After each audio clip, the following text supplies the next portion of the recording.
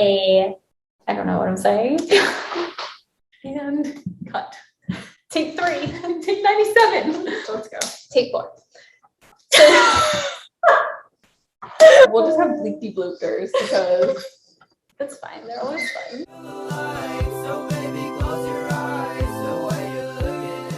My name is Arden Schiller, and I'm an online business coach. I'm here to help you grow without the hustle and grind, embrace the space in the in-between, and find joy and fulfillment in your business.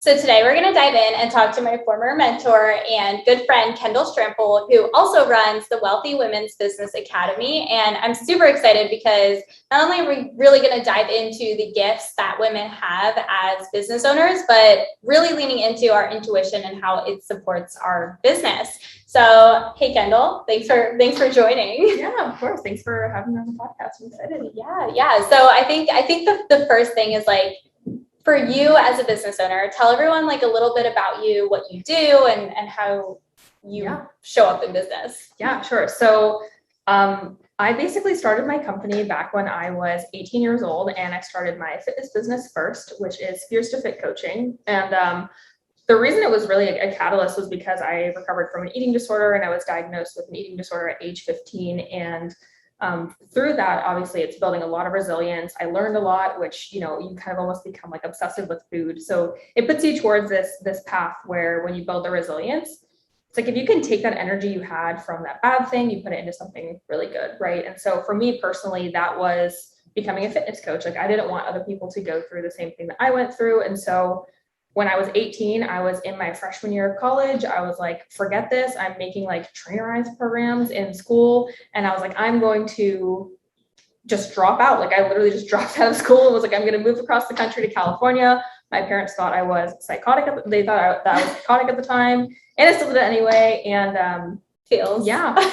So I ended up going all into my fitness business. And back then I was 18. I was making like $3,500 a month. I thought that was like baller back then, which it is for an 18-year-old, by the way. It is definitely for an 18-year-old. Definitely. And yeah, just my trajectory, my path just kind of evolved over time, and kind of cool because we'll talk about this, but a lot of just intuitive pulls of, learning more of like what people needed from me based off of what I'd learned. And a lot of coaches saw me online fitness coaching. And then when COVID hit back in 2020? Wow, 2020. Holy crap. I can't believe that was almost 3 years ago. I know. And I mean, it was almost like a blessing because online coaches or personal trainers couldn't really coach in person anymore. So I was like, okay, let me just go all in on business coaching. I already had like a few people on my roster at the time. And that's when I really decided to dive into business coaching. I'm sure we'll get into more of this, but I've rebranded ever since as well, and it's evolved a bunch. So long story short, that's the last 6 years of my life. So. An incredible 6 years. And I'm grateful because in 2020, that's when I met you and was able to do your program as an online fitness coach. I know, right? And you were really able to support me through scaling my business, which makes me a business coach today. Yeah. So I always need to be a business coach. I know. I remember you told me you were like April 2021. I still know like the day. I was like, okay, maybe in a year. And then I started business coaching April 2022. I was like, there we go. So sweet. So, okay. So you shifted from online fitness coaching to business coaching. You still have your fitness company, right? And what made you, or what part of you knew that you wanted to be a business coach? Because I know you said like, people started becoming online coaches during the pandemic, but why you? Like what made it you? Yeah, so I launched business coaching, or I kind of kept it really low key, and I was just taking one-on-one clients all of 2019. And essentially through that, I learned a lot. Like I learned so much through just having one-on-ones. And I realized that what I was really good at was attraction marketing. So I realized, okay, I can build a big following. I can build up my social. And I can also help people who don't have a big following at least get their audience bought into them. And so for me personally, I knew that was a gift. And I was like, okay, I love doing this. I love social media just in general. And then as more and more people started reaching out to me, it was almost like a calling. It was like the same thing with fitness coaching. When I started fitness coaching, I had multiple women reach out and be like, hey, do you do this online? And I'm like, is that even a thing? Like you can do that? I was like, you can do that? And the world of social media was pretty new back then. I think this was like 2017 when I started fitness coaching. And Instagram had only been around for, a few years at the time. So it was more of a pull. Like it was more of people were asking me to do the thing. And I think a lot of that just came down to having like social proof and having credibility. Yeah. Yeah. Agreed. And like with that being said too, like did you already have those like traits around like you enjoyed teaching other people and you wanted to help other people get to where you were? Or do you feel like throughout the journey of like coaching others, you're like, shit, I gotta figure this out? Like, yeah, it's so interesting because, I'm like huge on personality testing and like understanding your zone of genius. Like one of the big things I do is I help business owners build out teams. And so in order to build a solid team, like you have to build around your zone of genius. And for me, my zone of genius is actually more of the mechanical side of business. So looking at more of, the building aspect, the system aspect, and I knew I was really good at that stuff too. And so I didn't really love the whole teaching side as much as I realized, but it kind of evolved over time because when you master something, it's a lot easier to teach. And then when you learn about consciousness and intuition and all these things, it's a lot easier to also educate people. So I think I kind of learned to love the teaching aspect over time. More importantly, I just love the transformation piece, which makes, the vision and the everything else just so much more clear. No, I agree. And like for me, especially, I came from being a teacher. So my favorite part was like the coaching and the teaching. And it was like the back end systems were the things that I had to learn. And I was like, I have no idea what I'm doing. But the second I was able to like get organized, it was like, yeah, like I just kept going. Right. So I agreed though, but it was like totally opposite because I was like, I just want to teach people. And then I was like, oh my God, there's so much more to business than just coaching. Yeah. So agreed. And that's the hard part, I think, with a lot of coaches too, is they get into coaching, and whether you're a fitness coach or business coach or content coach, whatever it is, like you think you get into it and you're like, oh, I'm just like gonna teach people macros and nutrition. And you're like, wait, there's like this whole like legality side and then business side. And I think like, the premise of this, like jumping into intuition and stuff too, is it kind of adds those layers where it makes it harder to be as creative because you're so focused on like, oh, now I got to learn all these different things, Right. Yeah. And I was like really grateful when I first started coaching. I had a pretty solid, like older support system and team that was like, hey, like Arden, you have to make sure that you're paying your employees this way. You have to get this in place. And like, I had no idea about any of that before I even started coaching. And so I'm really grateful because I wasn't just like illegally coaching for a while, which I know a lot of coaches have done. And they were like, they come to me, they're like, oh my God, I didn't even know you were supposed to share a contract when you sign a client. I'm like, yeah, actually you should have a contract. Yeah, you gotta learn the business side too, right? Exactly.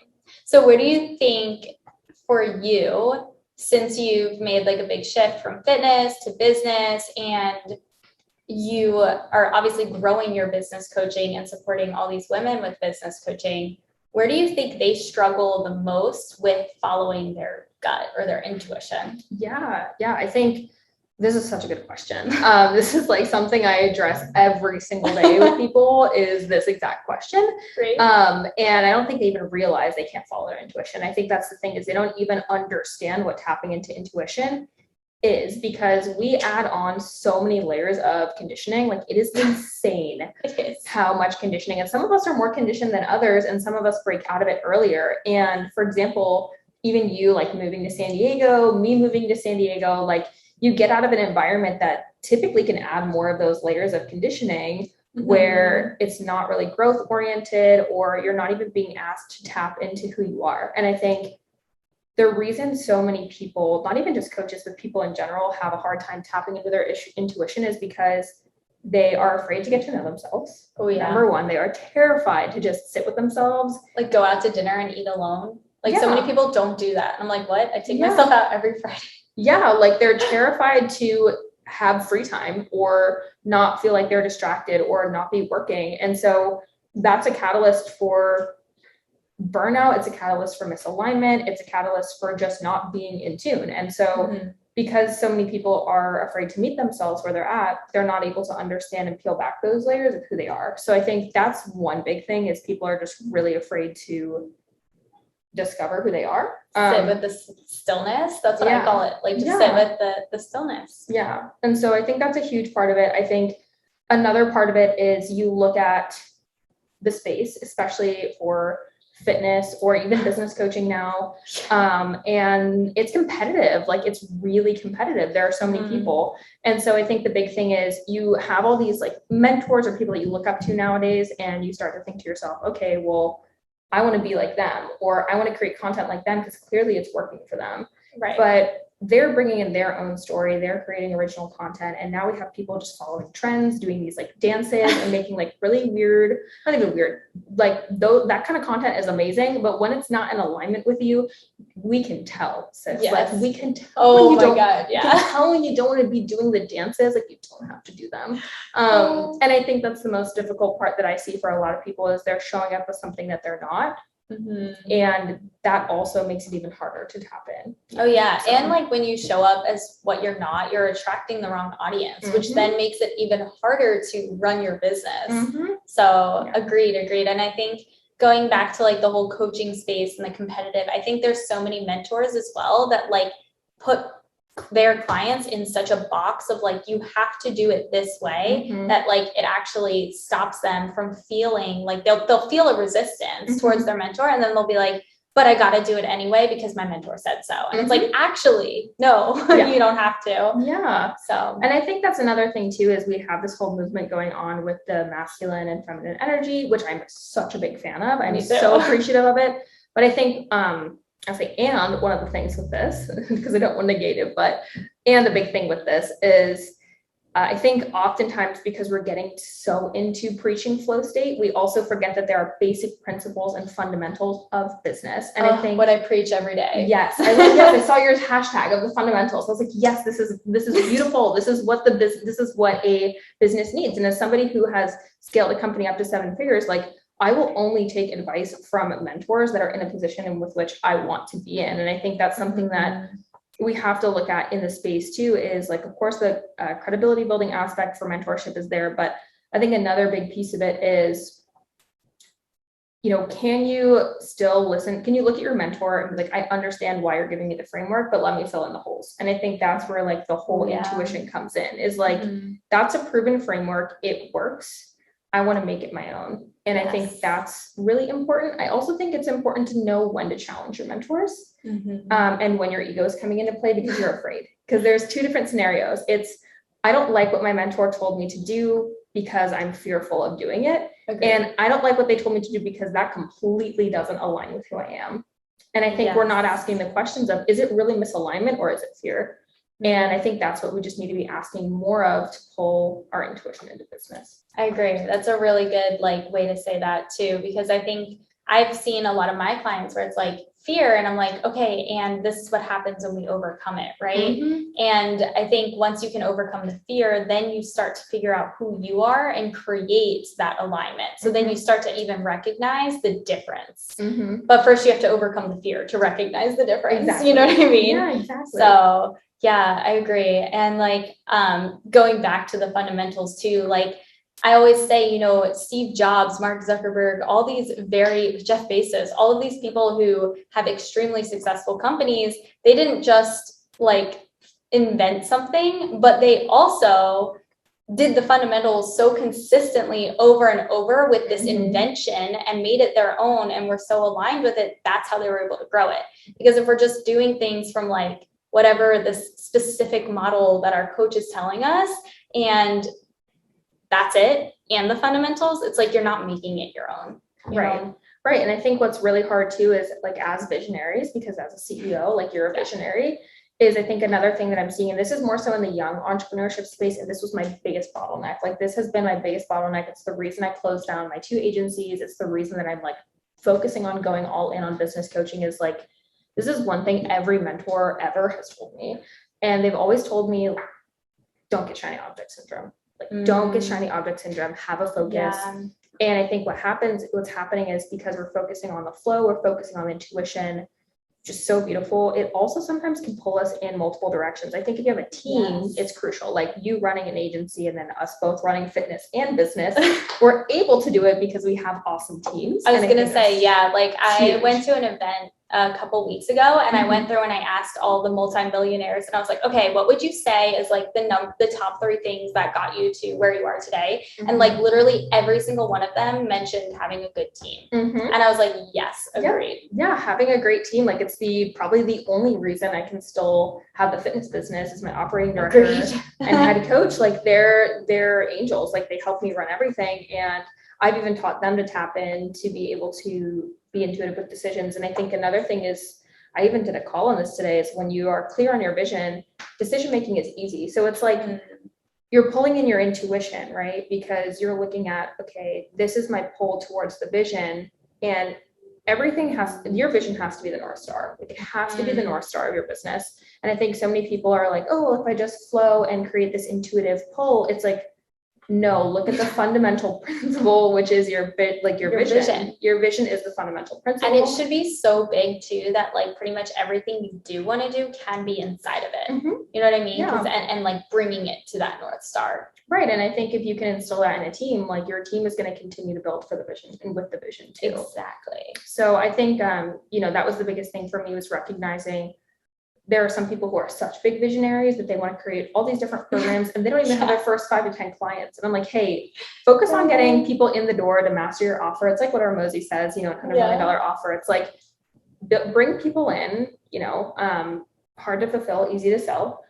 Bring people in, sell them, learn what they need, and then build out the offer. And then you can build out more and more. Exactly. And I think that's something that is important with the structural side of business is, looking more at like, where do you pull in intuition, and then where do you look at the fundamentals and principles? Exactly. No, and I love that. And I think especially with like the difference between those two, it's like, it can really drive you. I don't know if you feel this way, but like in phases. Do you get a lot of that? Like there's some months that you're just like so flow and so intuition. And then there's other months where you're like, I got to sit down and like crack the whip. And how does that show up in like your business? This is such a good question. So we have masculine Mondays over at our business.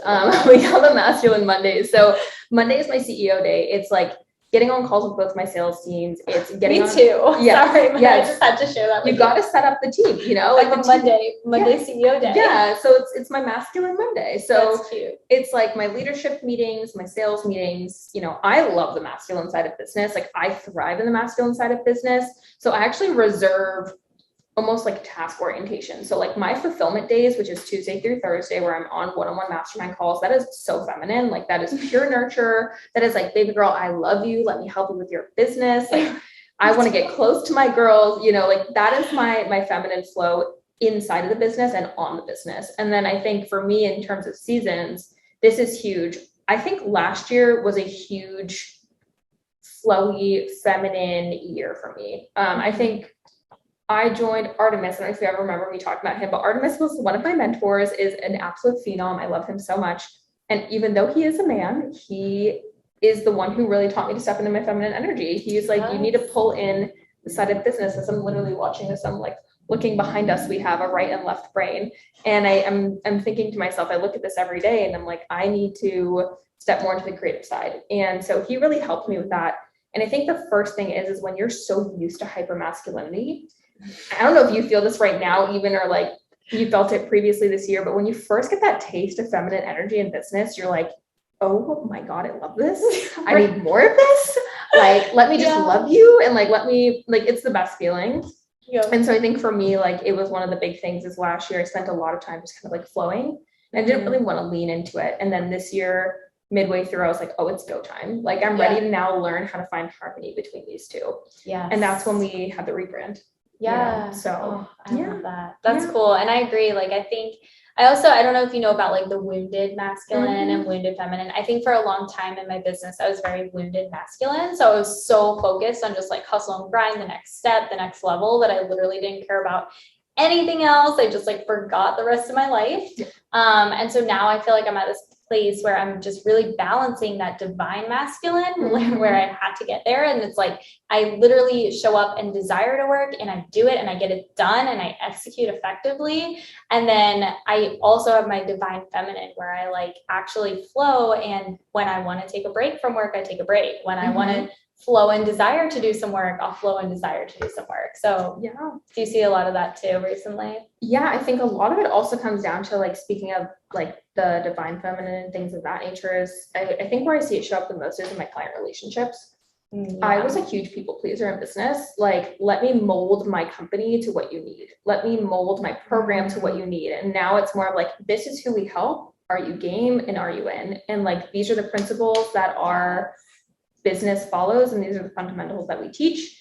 And this is like the system and the process. Cool, let's add your voice into it. You know, like, I think that's something I really started to embody. Is I was just unapologetically an advocate for my business, and started to become an advocate, because I never used to advocate for it. I'd be like, oh yeah, like, you can work with us, like we do really good, but like, I wasn't really bothered too much if like someone didn't sign on the phone. I'm like, okay, cool, I'll follow up, I'll nurture. Now I'm like, no, it is my duty and responsibility to serve you. And I think with learning how to balance the energies, there's a lot of respect. There's a lot of full throttle movement and momentum, because you're not constantly questioning your worth or value or program, you know. And I think for me, those were like the biggest things, that when I got the harmony between the two, it was easy to take a day off, and I still felt like I was giving the best service. Yes, I agree. Just like being able to just finally like own it, like step into it. And I feel like that's been me recently. I'm like owning the shit out of everything I do, and it's so cool. Yeah. So yeah, and I think like the part of that too is, I think a lot of people look at flowing and like getting into the divine feminine, and they think to themselves, you know, oh, I can't be potent, or I can't be like a huge advocate. And it's like, you can go you full 100% can go full throttle. Like, yeah, you know? this is your shit. Yeah, do it. exactly. So yeah. Yeah. I love that. Is there anything else that you want to add, like one action step or takeaway that someone could do who's listening, starting a business or in business right now, and they're like kind of at this point of like choosing whether to follow their intuition or if it's actually fear or resistance? Because I felt like that was really huge what we talked about. What would you suggest that they should do right now to like overcome that? So this is like really mundane, and it's almost kind of like funny when you think about it. And this is a tip that I talk to all of our students about. And I want you to think about it like this. I'm going to give you guys an example. And the biggest thing about business is showing up consistently. And like, you and I are very fortunate. And I know this might sound crazy to some people listening. We're very fortunate because we went through some hard shit. Like, we've been through, like, I know Arden, we talk about our stuff all the time. She's my girl. Like, we talk about our shit all the time. And like, we've both been through the ringer with so many different aspects of our life. And because of that, we've been fortunate to build resilience and choose resiliency. And I think a lot of the times too, some people they don't celebrate their failures the way that we have, or they don't build their resilience the way that we have. And it's really important to celebrate failures. And so one thing that I can say is learn to show up for yourself, even on the days that it's hard. And a really easy way to do this is 2 minutes a day. Pick something that you can do for 2 minutes a day, whether it's like you want to learn to shuffle, so you go do it for 2 minutes a day, something you've been putting off, texting your family, make connections for 2 minutes a day. Just do something for 2 minutes a day for the next 30 days. And even if it's small, it's mundane, it'll get you in the power of showing up and creating discipline. And I think that's the most important thing that you can develop in business. Oh, yes, I so agree. And then it's like you have this whole fundamental list too, and you're like, oh, this was easy. I'm already done. Like, dang, I did all the fundamentals. So it doesn't get easier, you just get stronger. Oh yeah, that's. So awesome, cool. Well, where could everybody find you on Instagram or on Facebook? Sure. Go ahead. Instagram is my main platform. If you guys just want to follow my main page, it's just my full name, Kendall Strampel, KENDALL, and then you guys can find in my bio, you'll see that I have my podcast in there and the other 2 pages if you guys want to check out the 2 companies that I'm the founder of. Yeah, thank you so much for joining Growing to a CEO's podcast, and really happy to have you on here. After 2017